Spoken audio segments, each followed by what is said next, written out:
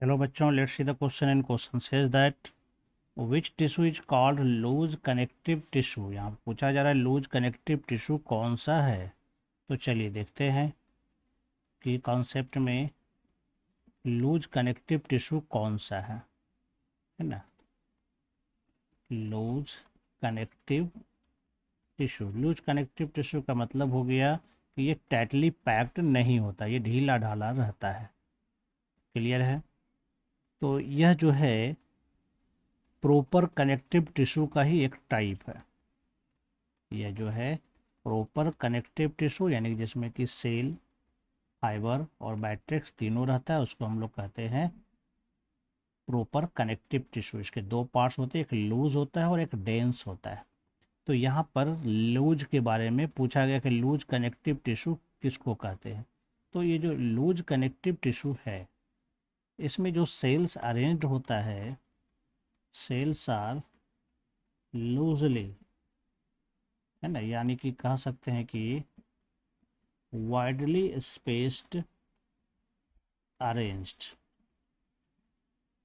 with fiber in matrix। यह matrix जो है सेमी सॉलिड या सॉलिड हो सकता है ना। इसके दो टाइप है लूज कनेक्टिव टिश्यू को, जिसको हम लोग लूज कनेक्टिव टिश्यू कहते हैं। वो जनरली दो प्रकार के हो सकते हैं, है ना। टू टाइप्स हो सकते हैं। एक कहलाता है एरियोलर टिश्यू,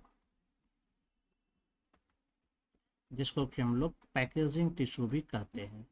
यानी कि किसी भी ऑर्गेन के चारों ओर यह पाया जाता है, ब्लैंक स्पेस में पाया जाता है। तो ये पैकेजिंग का एक तरह से यह काम करता है एरियोलर टिश्यू। और दूसरा होता है एडिपोज टिश्यू, जिसको हम लोग फैट टिश्यू भी कहते हैं।